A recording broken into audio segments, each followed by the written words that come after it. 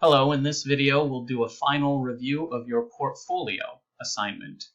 And so to get into the portfolio page here, you would have gone through the content and gone to Unit 5 and then found the portfolio. And so if we take a look, your portfolio is due on Thursday, January 20th.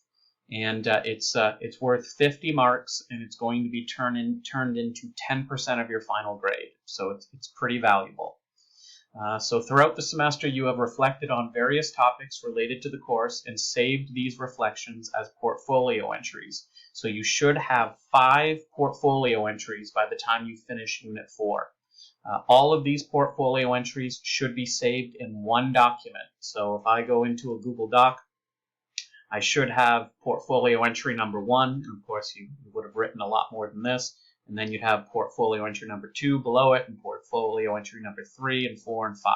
And so I prefer you to have them all in one document so that you can submit it nice and neatly to the Dropbox.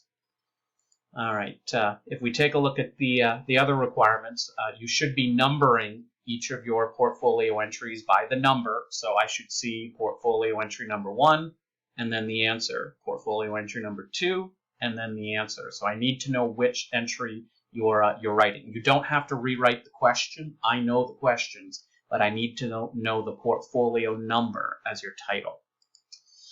What else? You should be writing at least 10 sentences in each portfolio entry.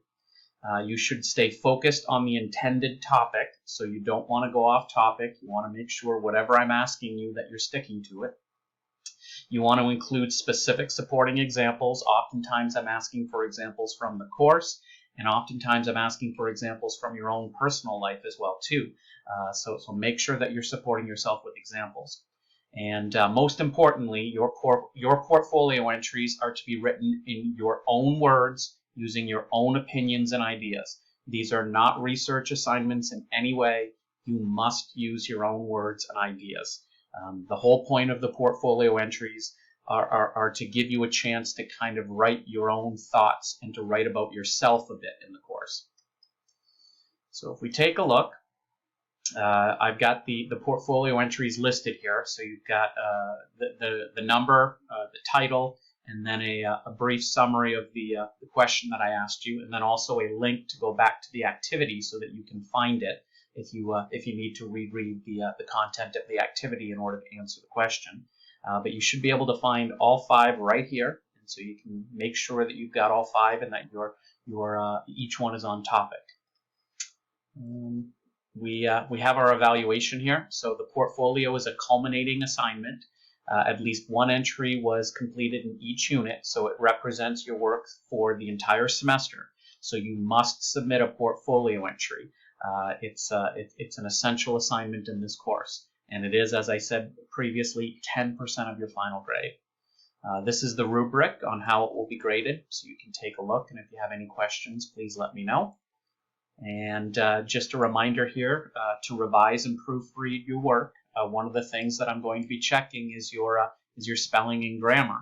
If you take a look here, your use of grammar and language conventions. So you definitely want to make sure that you edit your work before you submit it. And then lastly, you've got your Dropbox down here, and so you can click on the Dropbox as you always do and submit your portfolios.